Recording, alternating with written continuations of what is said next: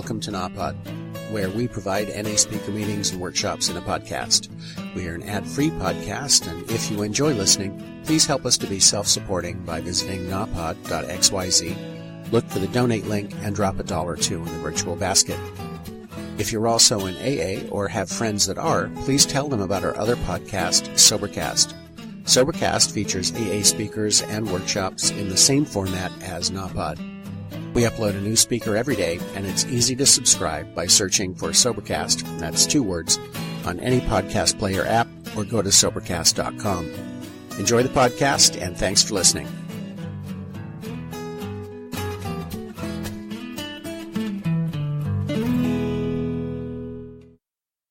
And Billy's one of those old school addicts. If you don't know what that is, keep coming. He's one of those old school addicts that believes in the newcomer, that believes with his humility he can get a call to share at a convention, and if a newcomer's on the other line requesting help, he's going to stay on the line with the newcomer. I'll get back to the convention later. Shows a lot of humility to put principles before personalities.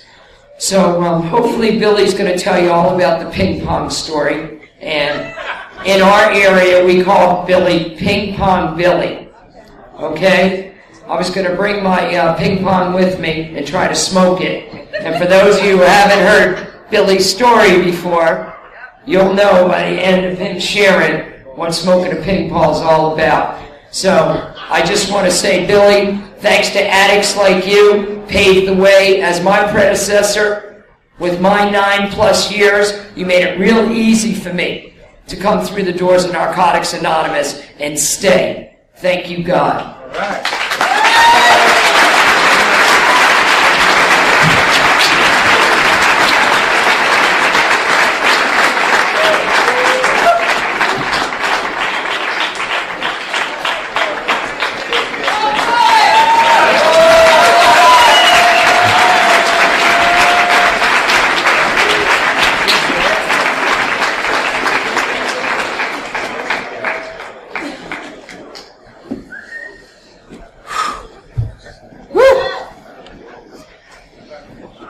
Name's Billy. I'm an addict. Hey!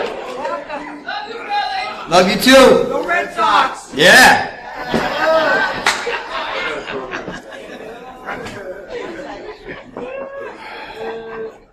You can still feel the energy in the room from that clean time countdown. Can you feel the energy in here?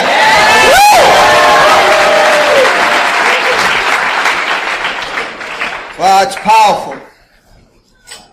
And if you didn't get to stand up tonight for a day clean and you're still using, please keep coming. Please keep coming. As I came to Narcotics Anonymous, I was still using. I couldn't put it down. I didn't know how to stay clean. So if you're in the room tonight, or you're just checking this out, stick around for a little while.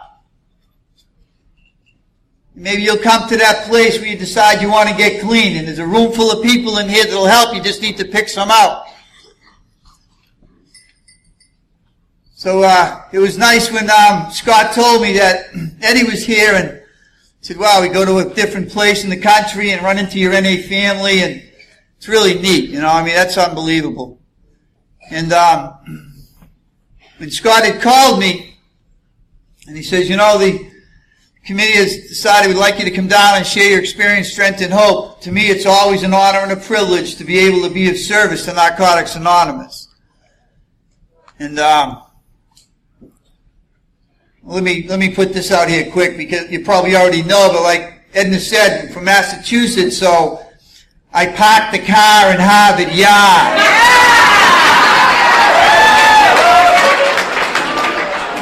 So in case there's some words they'll be saying to you, what did he say? Yeah, you can translate. So, you know, but our message, you know, like it's our message. If you remember this fellowship, it's our message.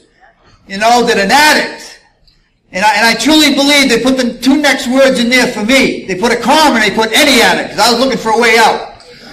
And I'm trying to exclude myself. They said any addict can stop using drugs, find a new way to live.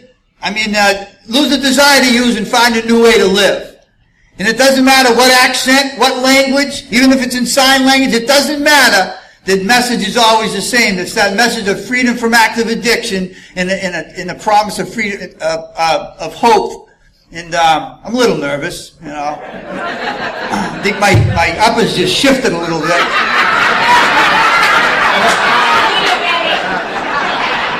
It's all right.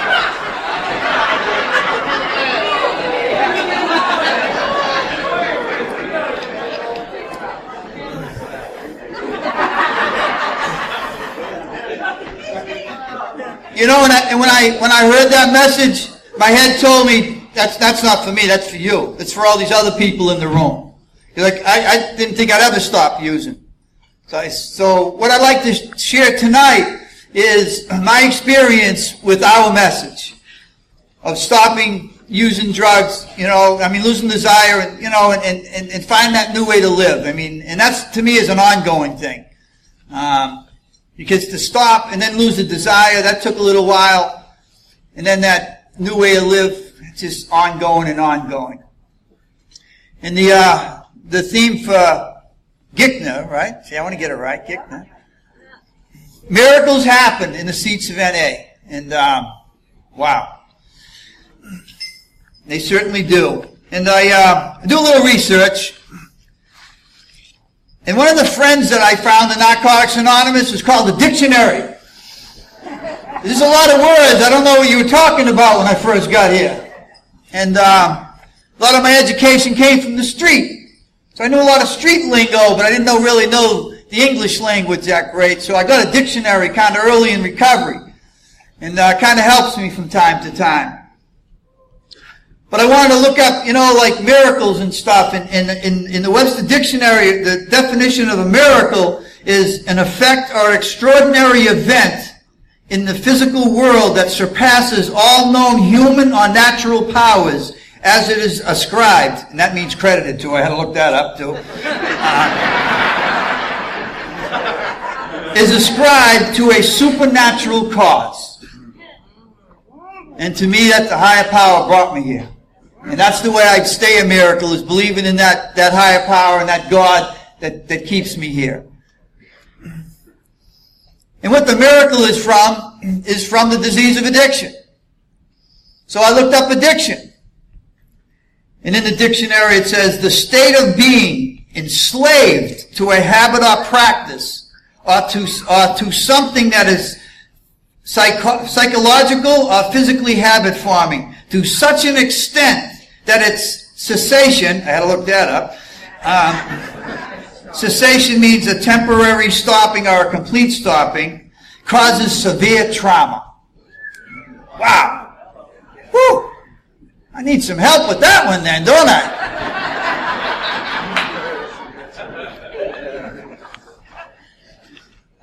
You know, in that physical part, you know, depending on what substance it is, you might have to go to a facility somewhere because there's a medical condition that they need to help you with. But sometimes you don't go to a detox, and it's that psychological thing, that trauma in the head. And I think I needed more help with that than anything. That's where I needed the help to recover from. And so like I said, I'd like to share with you like some experiences. And a few years ago, I was driving through Boston, and I went through this puddle. And it just reminded me of an incident that had happened like 20 years ago while I was active. And I believe like all my things that happened in my life is kind of stored in my brain. They just don't, you know, come to the surface all the time. But this thing just, I never thought of this clean, you know, but it just reminded me of a situation. And what the situation was, I was standing on this corner in Massachusetts, in Revere, Massachusetts, and I was on that corner as sure as the lamppost was there, you know. I just stood there because I don't want to miss anything. You know, like, someone might come by with something, there might be a scam, I don't want to miss anything. Rain, snow, sleet, I don't want to miss anything, you know. So this guy Joe comes by and he says, Billy, do me a favor, drive me into Boston. I want to get some drugs, and I'll take care of you. Whoa. Well, when you tell me those words, you get my attention. They weren't always true, but somebody would tell me, I'll take care of you. Okay, let's go. So I get in my uninsured, unregistered, phony sticker, no front brakes, wonderful vehicle. And we're on our way. And we're driving down the expressway in Boston, and it starts raining out. I don't have any windshield wipers. I have it, just that the motor doesn't work. So I grind down the window and stick my head out the window. I'm on a mission. I'm not slowing down. It's just raining. We'll put up with some rain and beating the shit out of my face. We drive into a certain part of Boston, and there used to be these old trolley tracks there, and they had dug them up, and there was like ruts in the road. And it was a two-way street. It was old Washington Street in Boston, and I don't know why I had to say that, but so I'm driving, and a car on the other side hits a puddle and hits me right in the face. I mean, sand, mud, you know. I just wipe my face, spit out the sand, and keep driving. 'Cause I'm on a mission. I don't want to slow down for nothing. So finally we get the drugs, and we're on the way back, and it's just torrential downpours, and I know you know what that is. And I said to Joe, I got to do something. And as addicts, we're very creative people. We are some creative people. So I pull over to the store, and I go in the store, and I come back out, and I had 2 pieces of string. And I tied one to one windshield wiper and one to the other.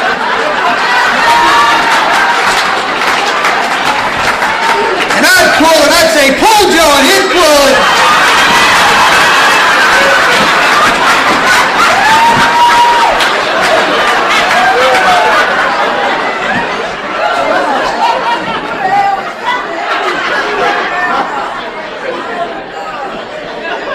But I found out after several rainstorms, because I never changed the string, that the string used to break because it used to get wet. So I upgraded to shoelaces because they last longer.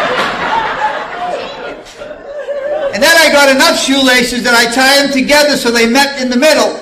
So when I was by myself, I could drive with my knee. You know, we learned how to do that when we were rapping, you know, we're rolling up.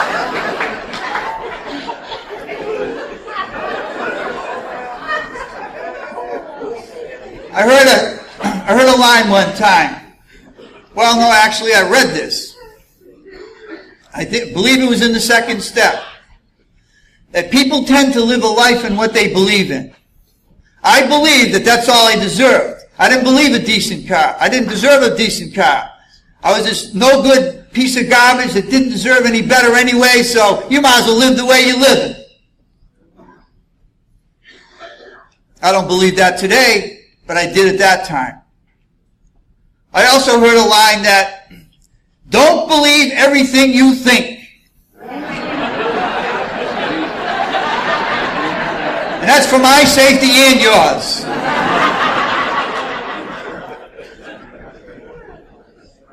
Because I believed I didn't deserve any more. And I started to rationalize with that car saying, it really doesn't rain that much in Boston anyways.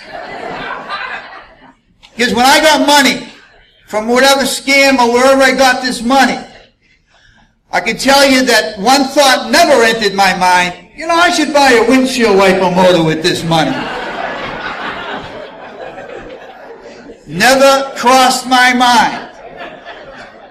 Because what I had was sufficient for enough. It was doing the job. It was a little inconvenient, but it was okay. Because drugs was the #1 priority. When money came into my hand, how much can I get? Where can I get it? How fast can I get it? That's the questions I asked. And I know from listening to a lot of people that we thought the same way. Because I want to keep it on the eye. I don't want to get into the preaching of you and you and you and you. Because I want to just keep the focus on myself, and hopefully you can identify with it. And usually laughter is identification. You're laughing. So yeah, I always keep that in my head, that I can't believe everything I think. I can think some things, but not everything. Because the disease will lie to me. This disease tells me some crazy stuff. It tells me I'm not good enough. It tells me that sometimes, like, oh, if someone else was in the pain you were in, they would use too. Sometimes, I don't know why, like I'm by myself, it's like, no one will know. What an insane thought that is. Because I'll know. And then once I know, a lot of other people know. But I don't think they know. Wow. I got to keep a check on the time. I can talk a cat off a tuna boat, let me tell you. Wasn't always like that.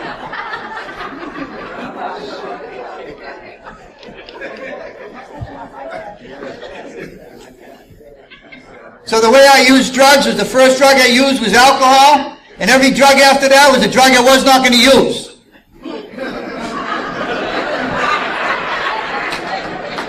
I rather point at you.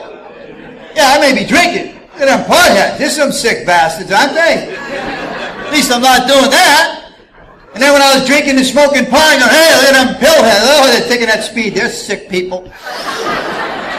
I'd rather put the focus on you. Let me point at you so I don't have to take a look at me. But that only worked for so long. Even in recovery, I used to do it. Let me put the focus on you. That only happens for so long and the pain gets too great. And there came a time where I didn't care how things get in my body, what they did to my body, as long as they made me feel better, so I thought. I always wanted to change the way I felt. It wasn't that I didn't want to feel, I always wanted to feel better. If I was bored, I was angry, I was whatever, I wanted to take something to feel better. Even if I was feeling good and everything's going good, I still want to take something to feel better.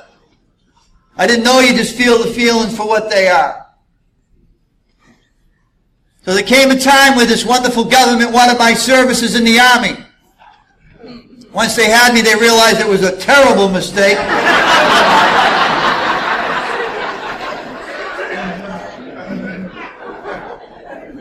And I ended up in Vietnam. When I was in Vietnam, I had caught on a drug test. I studied very hard for that test, by the way. So I'm in this detox in Vietnam, and we weren't in there to stop using and seek out spirituality and work on our anger issues. We got caught, and we're in this locked detox. So being addicts, well, I was. I don't know about the rest of the guys there, but we start talking to each other. How are we going to get high in here? Oh, my God. So one guy says, I heard you can take a Pall Mall cigarette and you crush up some aspirins and you suck the aspirins upside into the cigarette, and then you take some toothpaste and you smear it on the outside of the cigarette, let it sit out in the sun and dry, and you smoke it and you can get high. And we laughed at this guy and laughed at him, and then we proceeded to get a Pall Mall cigarette, some aspirins, and some toothpaste. Somebody mentioned that something might work.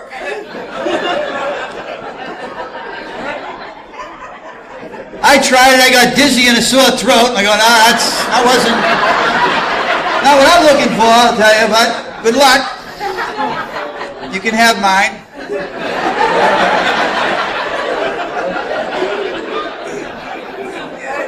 So I told these guys, when I was stationed in Germany, somebody told me you can get high smoking ping pong balls. I want to see how you sign that. Ping pong balls.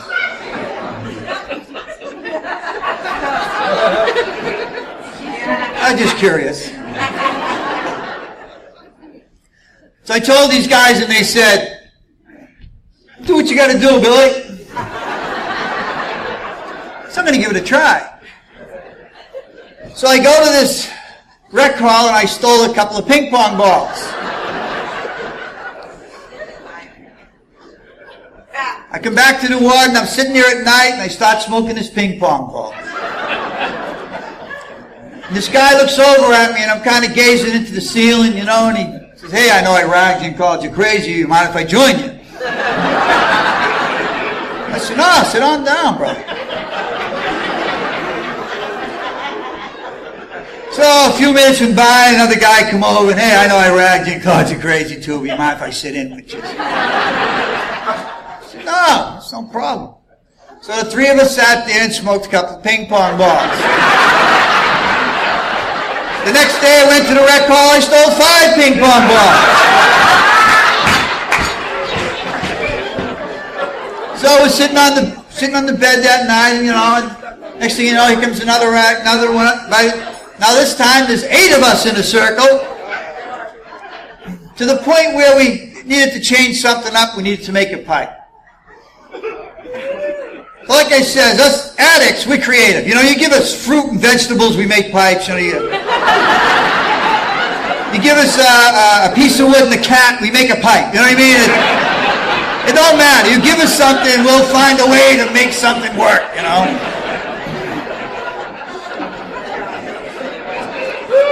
So we make this pipe and we're, passing around. Next thing you know, people, hey, you're Bogan, you took 2 hits, you got back in line. Whoa! Easy, guys. We got something going here. Take it easy.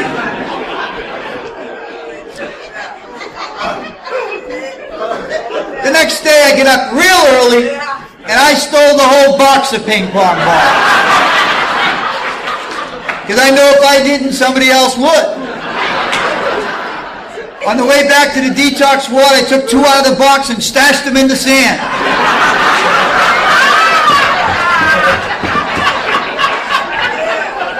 I'll share with you. You ain't getting it all, though. I'm sorry. So that night we're smoking them, and it came to the end, and I said, that's it, guy. There's no more. 3 or 4 of them looked at me, and they said, you're lying. You had to stash something somewhere. And I said, no, that's it. I gave you what I had, man. That's it. There ain't no more. You seen the box. I went to the bathroom, the latrine in the Army, but I went to the bathroom, I came back, and they had flipped over my mattress, had the drawers pulled out the little dresser I had, and kind of ransacked the area looking, Threatened me with violence, the whole bit, saying, give them up, I know you have to have them somewhere. And I convinced them that I didn't have any more.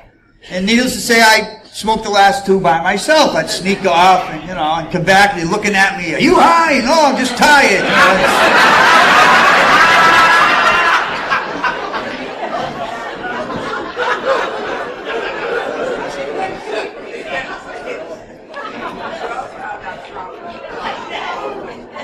And every night we smoked even the first night, when I smoked the ping pong balls.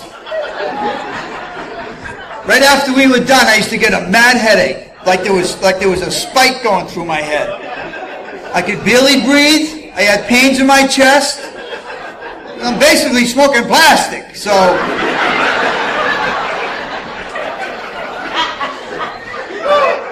And what the high was it was the fumes in the plastic, and this was shutting off the oxygen to my brain and killing brain cells.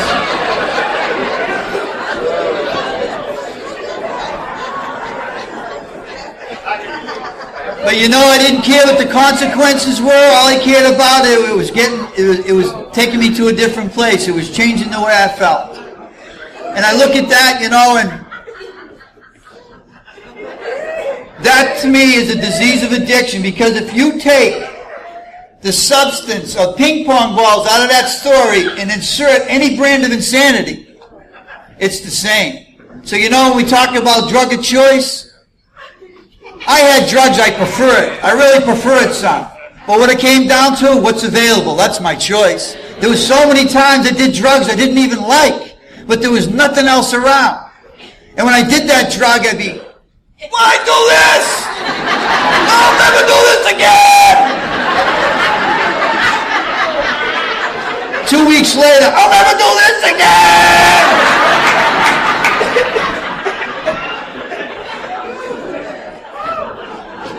So the drug of choice doesn't matter. Doesn't matter how you come in here and what you use. Somebody asked me if that was a true story. And I said, I'm not here to tell Mother Goose stories. That was just part of my insane stuff in active addiction, and we all do a lot of insane stuff. Then I met a guy, and he said, aren't you the guy that smoked golf balls? And I said, no, I never got that bad.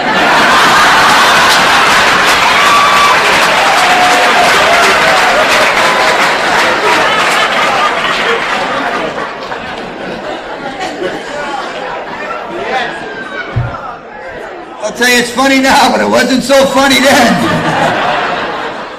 It was a sad, sad place to be. Sad place to be. And finally I came to a place, and I got one of the greatest gifts that I could have ever got in my life. And it was the gift of desperation. Woo!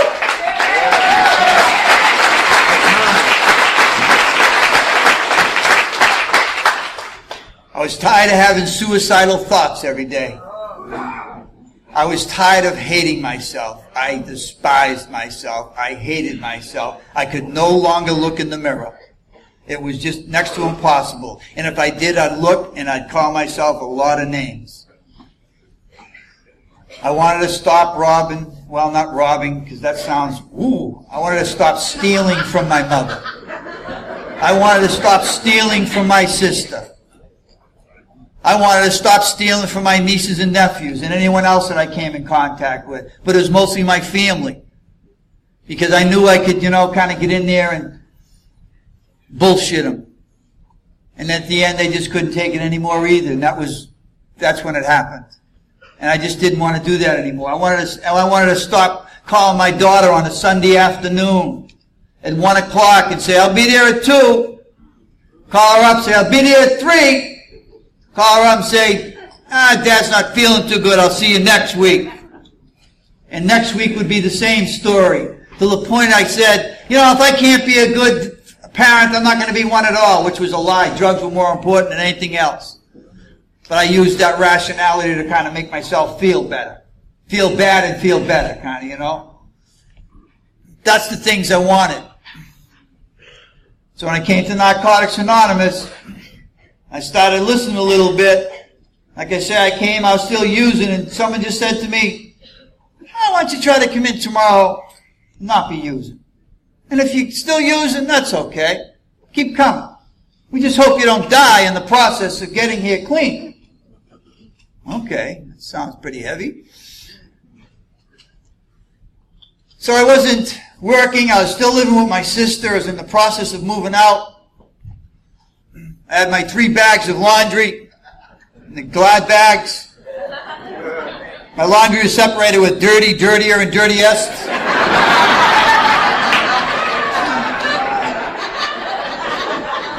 You do the smell. Can I wear this? Oh yeah, this ain't bad.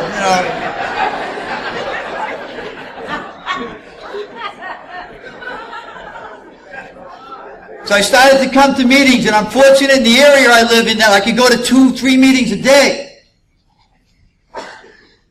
So I'm going to these meetings, and after 5 or 6 days, these guys kept asking me every day to go out to lunch. It was a daytime meeting. Come on, Billy, come with us for lunch. And I had all the excuses the first few days, because I was horrified. I don't know how to socialize with people.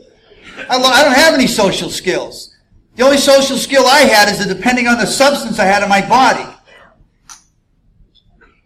If it was coke or speed, I'd, hey, dominate all the conversations, So it depended, it depended what I was on. And so not to be on anything and trying to sleep. I was horrified at sitting down with people and trying to, socialize.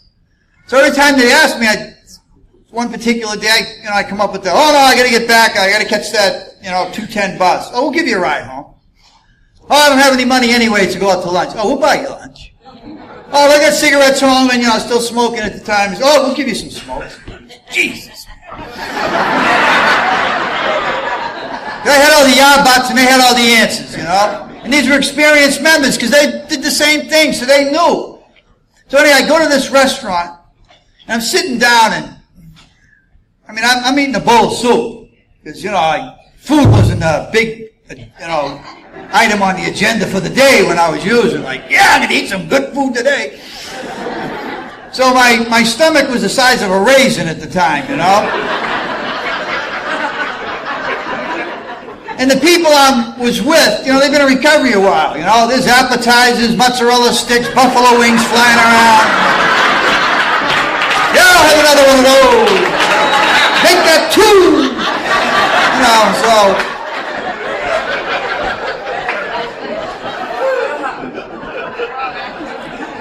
So I'm sitting there, it was blowing my mind. I'm looking around, I'm saying, okay, I know the guys at this table, I said, I need to do something for them. Because this is really cool. They don't even know me. They just know me from these meetings from the last week. And I said, guys, I'm going to remember everyone sitting at this table. And when I get a job, I become employable, I get some money.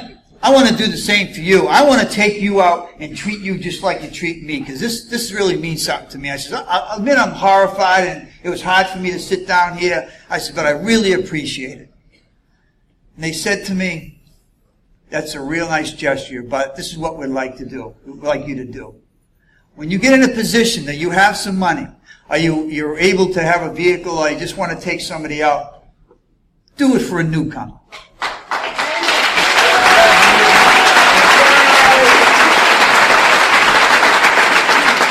He said, do it for somebody that's in the position you're in.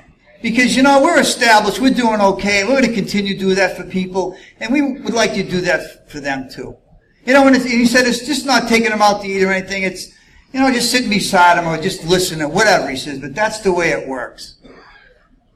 And I'm sitting there nodding my head, right? And I'm saying, what the hell are they talking about? That's like a concept that I couldn't understand.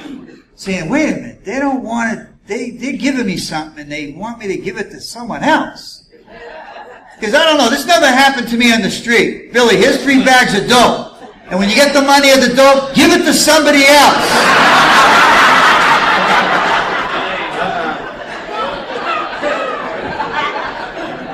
So that concept, I know it today though. And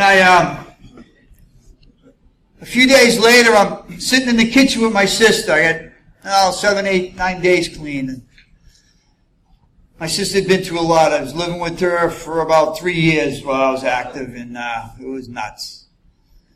So she gets up to go to the bathroom, and she takes her pocketbook. And Mr. Recovery with 8 days clean gets insulted.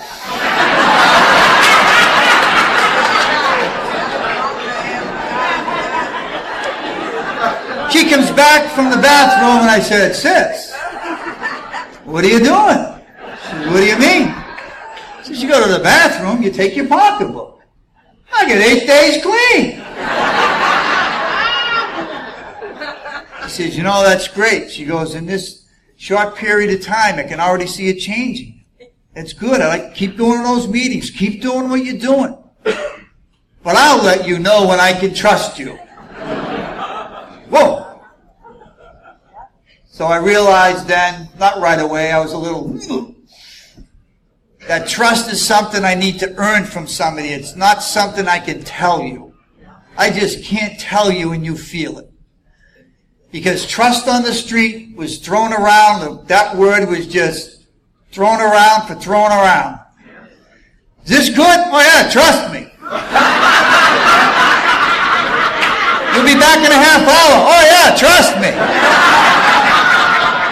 You're going to pay me when you get checked next week. Oh yeah, trust me.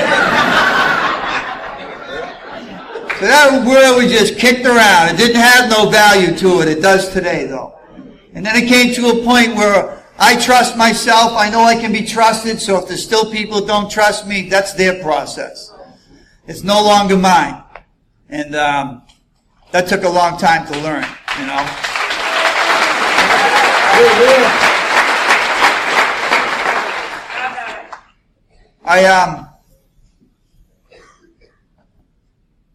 I love our literature.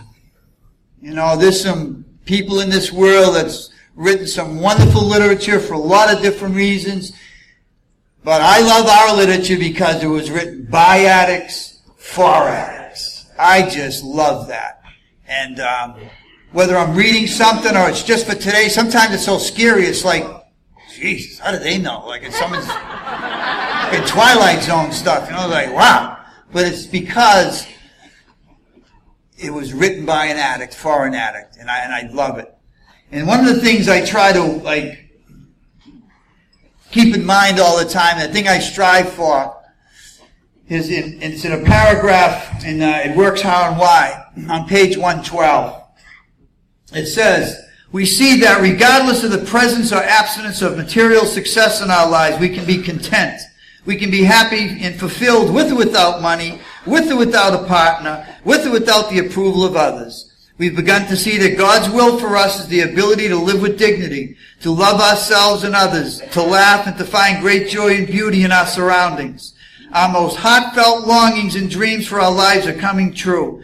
These priceless gifts are no longer beyond our reach. They are, in fact, the very essence of God's will for us. Wow. Wow.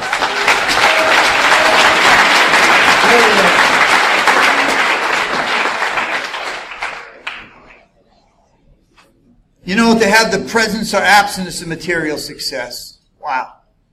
Because I was in the fix-it mode once I had a job and got some money. I had that material stuff going. I didn't work in about 8 years. I'm working 16 hours a day. Let me get the stuff. I got to get that stuff, man. And looking to fix me with that stuff. With or without money. It's okay to be with money or without money. And that's a tough one, because financial insecurities, woo. So to be able to live this and be with or without a partner, oh my God, you want me to be by myself?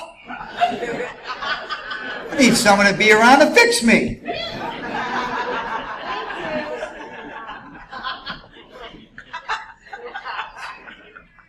And with or without the approval with others. I used to be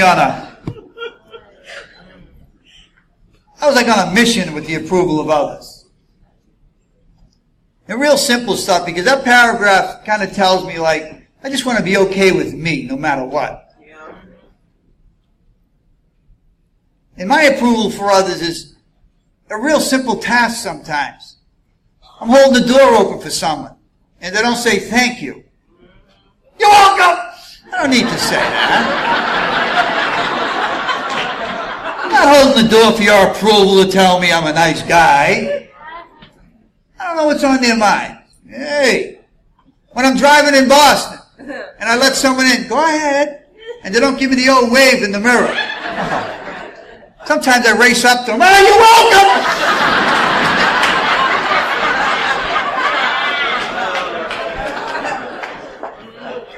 I need to be grateful I'm driving a registered car, an insured car, with windshield wipers.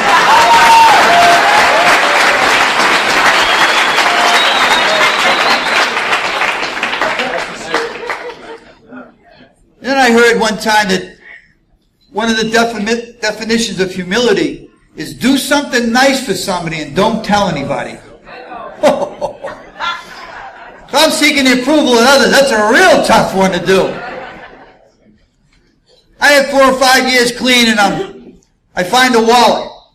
I'm practicing spiritual principles of the honesty. I open the wallet. It's near Christmas time. I find the guy's address, call him on the phone. There's money in there. There's credit cards. I don't know. I had a look, I guess. It's a process. So he shows up, and I give him the wallet back, and he's hugging me. Oh, thank you so much. It's nice to know there's people like you in the world. And I'm, oh, let me give you some. Oh, no, just the act of doing it was a reward in itself. Well, that was a lie. I go back to work. The receptionist, hey, how you doing? Yeah, I just found the wallet, and I gave it back to the guy. He didn't take a reward. No. Every co-worker I ran into, yeah, I just found the wallet. Guy came down. I started telling people I didn't even know. Went out to lunch. Yeah, I'll have a ham and cheese. Yeah, by the way, I found the wallet today. I gave it back. I'm an honest guy.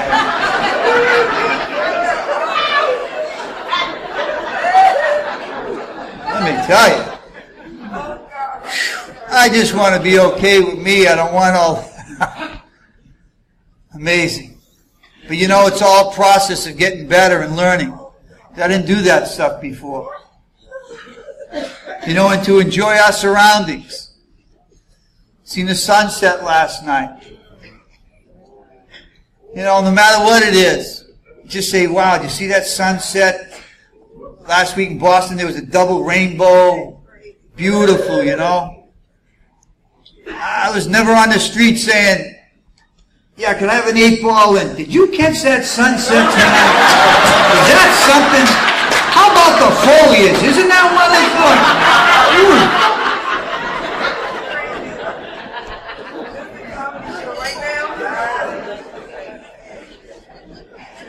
I'll tell you. I was watching this program the other day, and this person had this, they kept this thing for a memory. It was crime scene tape. And I was thinking, when I was using, I should have had clothes made out of crime scene tape. That was a walking crime scene. Should have had a bandana, shirt, pants, underwear, socks, all crime scene tape. Because every day I was doing something, and the worst thing I was doing, I was committing a crime against myself. It was nothing nice. And I don't have to tell you that, you know that. To feel like that is, not no more.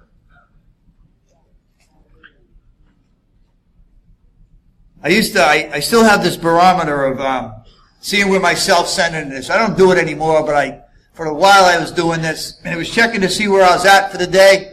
And I wasn't doing it on purpose. It was just there. I'd go to a grocery store. This is in recovery. And I'd run in and I need to get 3 or 4 items. I get the 3 items and I go to the 12 items or less line. And I'm standing in line and I look, and the person in front of me gets 14 items. I know because I've counted them. So now the committee starts up. Oh, what are you going to ship them in or let's stay in line. It shouldn't be in a line, 14 items, isn't it? It's 12 items or less, signs right there. Oh my God, they're paying by check and they don't even have the checkbook out. They know they're going to pay by check. They're not even supposed to be in the... Oh my God, coupons! You've got to be kidding me. They shouldn't even be in this line. It's all about me that day. So what I needed to do is start being grateful that I drove there with my own vehicle. I had money to pay to buy some food to be able to get in that line. Because I used to use grocery stores as my personal buffet. I made sandwiches, I had dessert, something to drink, maybe some fruit, and then I left.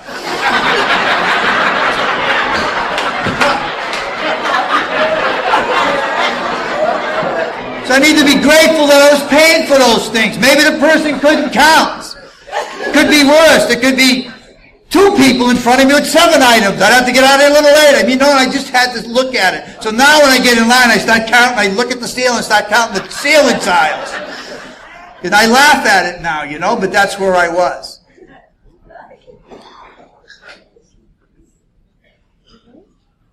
For the first year in recovery,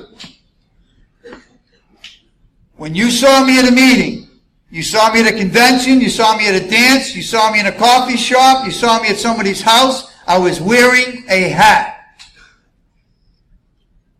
It was 100 degrees, it was 10 degrees, it did not matter. Inside, outside, it didn't matter where it was. I was wearing a hat every single day. And the reason I wore a hat is if you knew I was bald, you wouldn't like me. Because I would say, I had no self-acceptance of who I was. And when I don't have self-acceptance in me, I'm thinking, how can you accept me this way? And when I don't accept me, I have a problem accepting you. Oh, look at that one. She's screwing him. Look at that fat bastard over there. Oh, look at them all dressed up. Who do they think they are?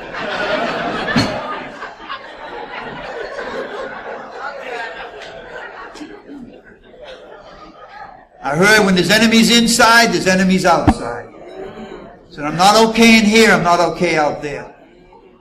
And it took some work and it took a lot of courage for one day to be walk into a meeting not having a hat. And at the time I had hair down to my ass, I was still letting the hippie thing go. Kind of looked like Saint Anthony hippie kind of thing happening. But it took a lot of courage, and it was unbelievable when I walked through the doors. And people were looking at me saying, you look different. It was probably because the top of my head was so white it hadn't seen sun. When some people knew what I was doing, they said, that's all right, man. I'm glad you're doing that. And and I shared about that and it helped other people to kind of walk through it. And I think that's, what happens in here. I know that's what happens. We share some experience and, saying, wow, they walked through that. Maybe I can walk through something too. And I just share it with people. So now I wear a hat because I like the Red Sox. I need to protect my head from frying, or it gets cold in Boston, or I just like some cool hats. Now it's a choice. Now it's an accessory, not a necessity.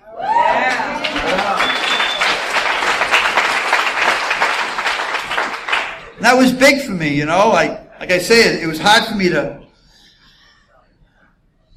go through that process. And what helped me with that process, and it's something I fought and I fought and I fought, was the steps. I fought the steps wholeheartedly. I didn't sponsor anybody for the first 4 or 5 years clean because I hadn't gone through the steps.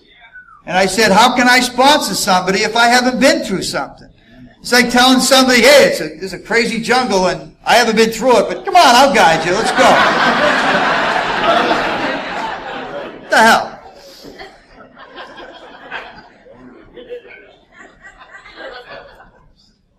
And even when they says, it suggested you have a year clean before you get involved in a relationship. Well, to me, it don't mean nothing if I haven't been doing any work that year. I needed 5 years. I didn't do that. But that's what I should have done. So I'm struggling with the steps, and this friend of mine comes up to me and goes, Billy, let me tell you, I know you're struggling, but here's what it boils down to.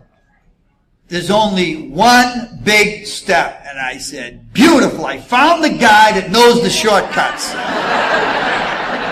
Because I like to do the least and get the most, And I said, this is the guy I've been looking for. I said, Richie, what is it? He says, you have to go from self-centeredness to God-centeredness. I says, all right, man. I says, how do I do that? He says, do the 12 steps of Narcotics Anonymous.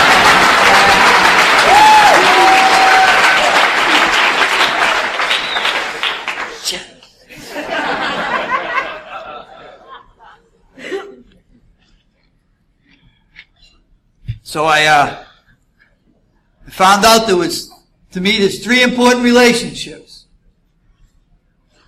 One with a sponsor that will guide me through the steps. That's his main job for me, is to get me through them steps, guide me through the steps. Be there for me, but guide me through the steps. And I develop a better relationship with him.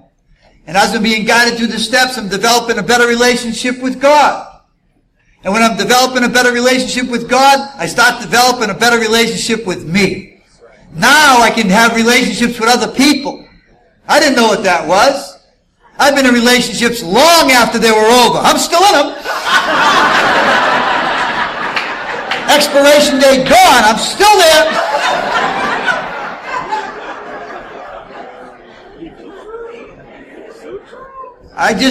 It had a hard time letting go. Then I went to this workshop one time. It really helped me. It said, let go or be dragged.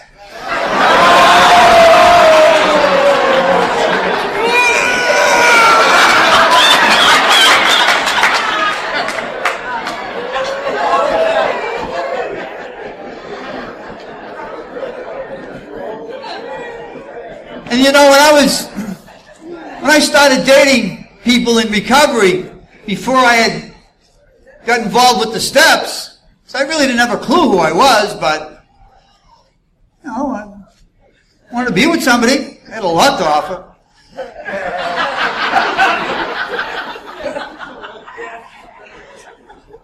And when I met somebody, I'd introduce myself. Hi, I'm Billy, and maybe we can go to a movie, go to a comedy club, go dancing, whatever, whatever. And I'd tell whatever, and, I'd be the chameleon. I'd find out what music they like, so the next date I had that CD in the, and I'm driving, I can't stand this music. And she'd get in the car, hey, what's happening? So what I should have been saying to women when I started dating and before I got involved in the steps is, hi, my name's Billy. I'm full of fear, doubt, insecurities. I got defects up the yin-yang. I don't even have a clue what they are. I'm going to tell you shit I really don't mean.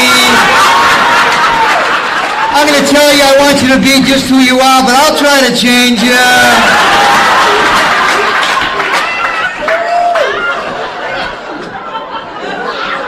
I have trust issues.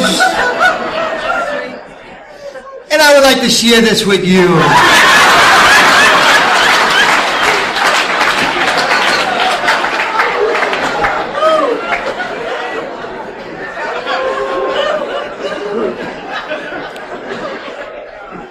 I don't think there would have been a second date. And I used to like to be I used to like to keep this big white horse and shining armor in the closet. Because when I saw a woman in distress, okay, here comes Billy, I'll save you, baby, come on. More baggage the better. Throw it on the horse, let's go. Let me take care of you, because I ain't going to take care of me. Come on. Wow.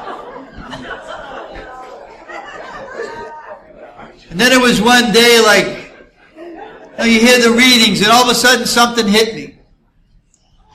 And it was kind of like the whole fellowship was saying, Billy, you hear that phone ringing? Pick it up. It's the clue phone, and say hello, because you don't have a clue.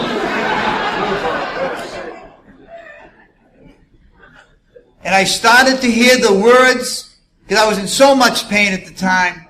I started to hear the words of how it works. It was like the whole fellowship was talking to me, saying, Billy, you want what we have to offer? I'm going, oh yeah. You willing to make the effort to get it? Oh yeah. Kind of willing. No, not kind of willing. Willing. No, Then you're ready to take certain steps. And the line that really got me was, these are the principles that made our recovery possible, and they start listing the steps. So what it meant to me was, if I don't start practicing these principles, recovery is not possible for me. I can stay clean. I know what it is to be clean and be abstinent, but to recover is a whole different ball game for me. And then it involved reading. Ooh, I don't like to read. Some of these sponsors want you to write shit. I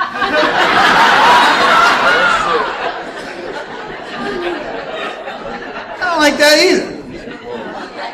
But there's many things in life I don't like. I don't like to do laundry, but you gotta do laundry.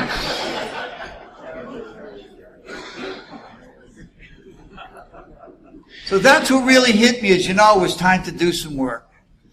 And then this friend of mine, this wonderful man, he come up and, it's great. Like, addicts know you're suffering, you're stuck somewhere. And he waited to the end of this meeting and he said, Billy, I know you're really having a hard time with the steps.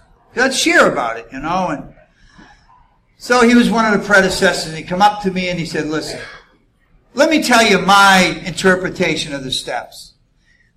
And he says, this is how I look at it. And I said, sure, Ralph. And so we stayed, the meeting was over, and he went up to the 12 steps of Narcotics Anonymous that was hanging on the wall. And he says, how we talk about the spiritual principles and how they're all connected to the steps? And I said, yeah. He says, well, with each step, there's a lot of different spiritual principles that accompany every step. He says, but there's 3 of them that repeat themselves over and over and over. He says, you know how we talk about the how of the program? He says, you know how we talk about you'll be defeated in your recovery if you have an indifference or intolerance towards honesty, open-mindedness, and willingness? He says, well, let me show you. He said, in the first step, you have to look at, be honest, man. You have to be honest. You're powerless over this addiction, your life becoming manageable. You have to really honestly believe that and accept it. He says, it's going to take work with a sponsor to get through that. But that's where the honesty is. He says, now you need to be open-minded enough. There's a power greater than yourself, man. Because people, tend to I don't know about that. He says, well, be open-minded enough. Because once you, get the essence of this first step, it'll allow you to go to the second. He says, it could restore you to sanity. There's work to be done there. He says, now that'll let you come into willingness. And the willingness to turn your will and your life over to this God of your understanding. I said, wow. He says, now, after the HOW, here it comes again. You have to be honest enough to take that personal inventory. And he says, it's not just what's wrong with you, it's what's good about you too. He goes, everybody focuses on this terrible, terrible stuff. Yeah, there's stuff there. And I started looking at it, I'm saying, well, the inventory is like, I've been carrying, and even in the steps, I've been carrying this baggage around with me for so long. Let's drop it and take a look inside. I'm just tired of fucking, oh man. And I just kept putting more in the bag and more in the bag and recovering on, man, I'm getting bogged down here. He says, then be open-minded enough to, find the exact nature of your wrongs with yourself and admit it to God and another human being, whether that be your sponsor or not. Wow. He says, now be willing enough to get ready to let him go. That takes some willingness. Now here comes the honesty again. Be honest enough that you're not getting rid of him. God is. It's not you. You got nothing to do with it except participating and allowing God to do it. He's then be open-minded enough to make that list. Don't take score. Make the list. Then be willing enough to go out there and do that. He says, and that takes courage too, but you're going to sit down with a sponsor throughout this. He says, now you're going to be honest enough to look at your day. Take that personal inventory. And when you're wrong, promptly admit it. But some days you're not going to be wrong. You don't have to admit anything. Just take the inventory, see how you did. And then be open-minded enough to improve that conscious contact. Sit down with some meditation for a little bit. Ask that prayer. And then just pray for the knowledge of God's will for you and the power to carry that out. Because you're going to get some power, but it's going to come from God now. He says, and be careful what you pray for, because you just want to pray for the knowledge of God's will. Because you pray for a car, nice brand new car, you better pray that you're okay with road rage, insurance, traffic, flat tires, windshield wipers. He says, and you get the spiritual awakening is going to happen. And now on the 12th, you're going to have the willingness to practice them principles in all your affairs and carry to the message to the addict who still suffers. And I said, wow, man. Because I need some stuff like that. I need people to sit down with me and kind of explain stuff. And it helped me. And I still have those beliefs today from him. And I know there's there are spiritual principles to other steps, but that really, really helped me. And it was interesting. I was out in Kansas last month. Last month. And you never know when things are going to happen. And I'm at this convention, it was a Saturday morning, and I said I wanted to get some chai tea. So I'm out there by myself. Because sometimes I travel with my girlfriend to this convention, but sometimes I travel by myself. Once I have God in my life, I don't travel alone anymore. There's a difference. So I travel there by myself. And I'm walking on this Saturday morning, I get the tea, and I'm on my way back, and I'm looking around for stores and stuff, and and I thought maybe I'd buy my girlfriend a gift or whatever. I don't know. I'm just looking. I see these line of stores, and I go in the back, and I see this sign, and this sign excites me. Sale. Oh, I like sales. I go into a store and I see 50% off, I start getting a little shaky. 75% off, I'm like, whoop. Clearance? If it's clearance, I buy shit that doesn't even fit me. I take an 11 shoe. I'll take those 10s. It's a good deal. I'll just curl my toes, right? You know, looking to fix myself, looking for the mallgasm, I call it, you know. So I see this store, and let me go in. It was a gift store, and I peek in the window, and you know, they had like candles and stuff. And I said, let me go in. I walk in, there's this woman behind the counter. She starts telling me about what things are on sale, 25% off. So I'm talking to her, and the easiest thing to start a conversation with is the weather. And if you've ever been to Kansas on the highways, I was talking to Mr. Bill about this, they have these winds, straight liners or whatever they call them, they come straight across and they rock and roll you. And I was telling her about that. I said, wow, I come up from Wichita and it was really windy. And she goes, oh yeah. She goes, we just buried my grandmother yesterday. And I said, oh, sorry to hear that. And it was crazy. And so she goes, I said, well, it's not like the weather I come from. And she goes, where are you from? I said, Massachusetts. And she goes, well, what are you doing in Hayes, Kansas? And I said, well, I'm actually, and sometimes I disclose and sometimes I don't. And it just felt okay to do it with this woman. And I says, I'm at a convention of recovering addicts. I says, and what? She goes, well, what's that? I says, well, what we do is we celebrate life and we celebrate recovery. And this happens all over the world on different weekends at different times. And it just happens to be happening in Hayes, Kansas this weekend. And there's probably some others going on throughout the world. She goes, oh. So she looks at me and she goes, God sent you here. So I didn't know whether to listen or it's not easy and towards the door.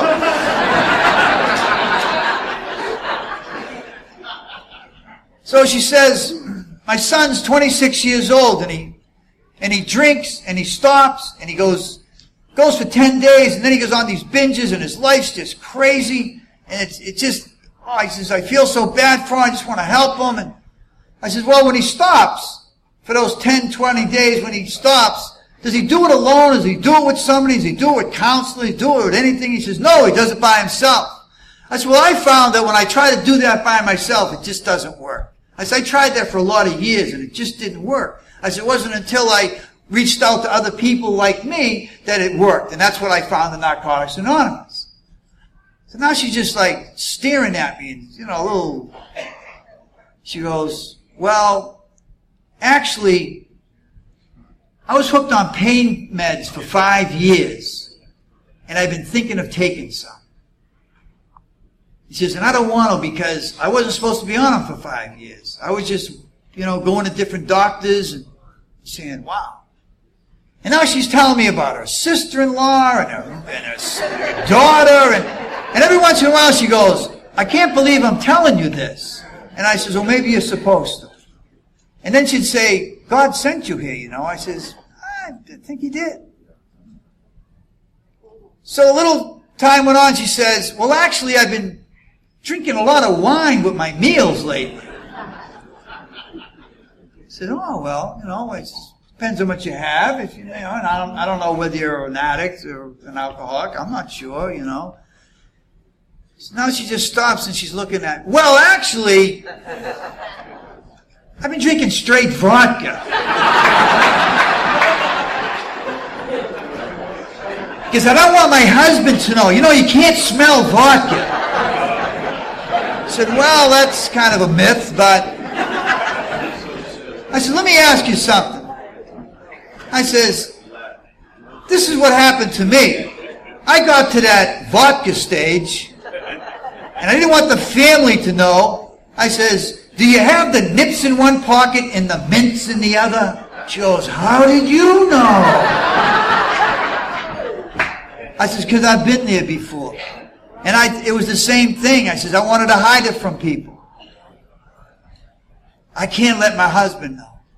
I says, well, what happened to me is, whether people saw me taking the substance or staggering or whatever, even if I walked a straight line, my personality changes. That's why people, I says, is anybody noticing your personality? People have been mentioning, what's wrong with me? There's something different. I says, well, that's what starts to happen because we can't hide that. So now another customer came into the store, and I went into the other room, and she's telling the lady the spiel about the sales. So now she comes from behind the counter. And this woman was in her late 60s, you know, and so it doesn't matter how old we are, you know, when we're not seeking help, we're not seeking help. And she came from behind the counter, she walked in the other room, and she's looking at me, and she goes, I can't believe you're here, and I can't believe I've never told anybody any of this. I says, well, I'm not going to tell anybody either. I said, and I gave her my phone number. I says, listen, if you ever need to talk, or you want to, I says, you know, I'm sure they have helplines here. You might want to go to a meeting, you know, just to check it out. So she says, you know, I try to get my son to go to a meeting, so he wouldn't want to go. I says, well, maybe you can just go. And if you get better, maybe he'll get better. Because that's how it happens sometimes. And I'm looking at her and I says, you look like you need a hug. And I gave her a hug. She wouldn't let go of me. She says, no one's ever said this to me. No one's ever talked to me about this. I've been holding this in for so long. And she wouldn't let go of me.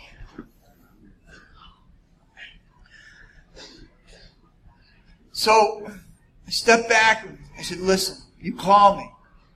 If you ever need to talk about this or you want to get hooked up, please call me.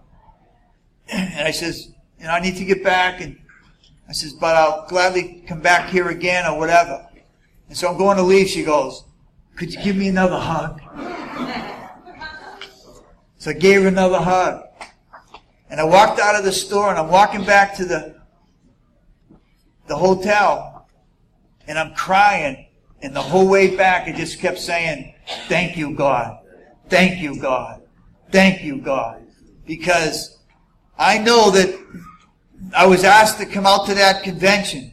But I truly believe the real reason I was there was to walk into that shop and give that addict, that I believe is an addict, some hope. Because we never know when you're going to touch somebody's life. You know, you just never know.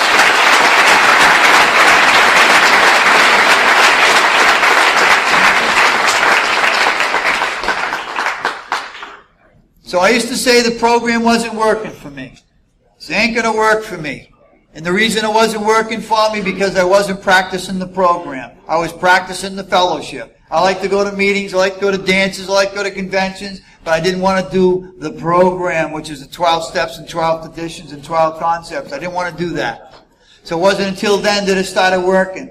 So if you're sitting there and you're kind of saying, this isn't working for me, I'm having a hard time, this program won't work for me, I would suggest go to the 12 steps. It's going to take you a while. Go to the 12 steps, and at the end of the 12 steps, you say, okay, this doesn't work for me. But it's hard to say something doesn't work if you haven't been through it.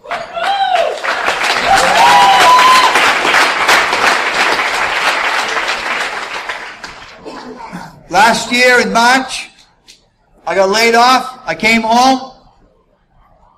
My wife says I want a divorce. It wasn't good timing. In October, my mom died. I was able to be there 9 days in the hospital while she was in a coma before she died. It was a spiritual experience. I didn't want to use through any of those experiences. I've never heard anybody in a meeting raise their hand and say, my wife wanted to get a divorce, I used it, now she wants me back. I just got laid off, I shot some dope, and hey, they hired me back. My mom died, I used, hey, she's alive again.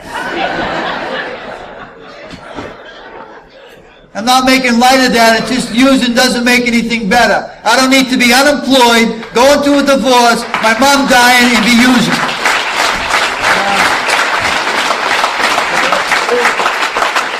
And the reason I know that is because you told me that. I listened to your experiences.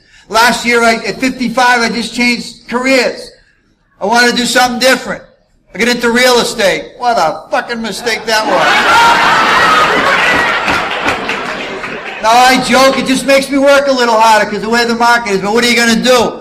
But I've heard people go back to college. I heard people go get jobs they wanted to do. I don't want to say, what if, what if, what if. Let me give it a shot. Let me take the risk. Let me do that. So it just makes me work a little harder. I had to move out of the house. I had a house looking at the ocean. I now live in a 2.5 room basement apartment.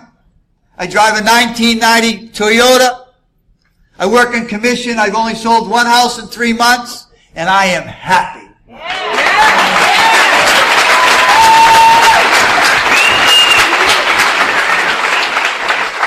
And when I was going through all that stuff last year, people say, how you doing?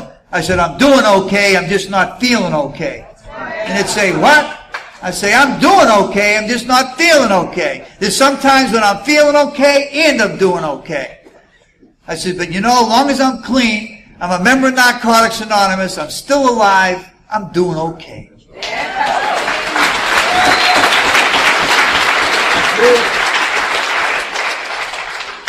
Someone early in recovery told me, when you get a mountain to climb, stop looking at the mountain. When I have a lot of stuff, because when I got clean, oh my God, I got caught, I got this, I'm homeless, oh. And I wanted to try to, solve everything at once. And someone said, concentrate on the path. Put one foot in front of the other. Start walking down the path. Put your priorities in focus, and then just get there. Before you know it, you'll be on the mountain and on the way down. Well, last year when the mountain was building, I had to stop looking at all that stuff and just concentrate on the path in front of me, get my priorities, and just keep marching. And then I'm on the way back down the mountain. And that's what I do today, because anything worked early always works through recovery. And I'll end with this. Usually when people say that, they go on for another half hour.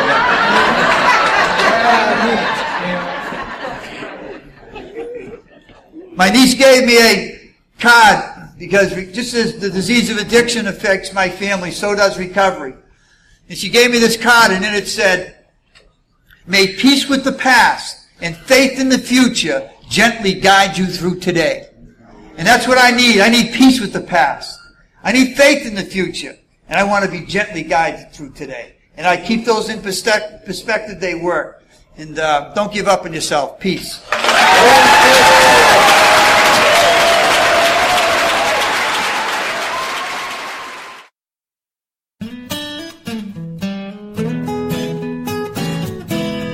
Thank you for listening. I hope you enjoyed the podcast. Please help us improve our ranking so others can find us by putting a review on Stitcher, iTunes, or your favorite podcast index. Nawpod is ad-free thanks to the folks supporting the show with $1 or more per month. If you enjoy listening, you can join them by going to nawpod.xyz and looking for the donate link. Thank you for listening. Have a great day.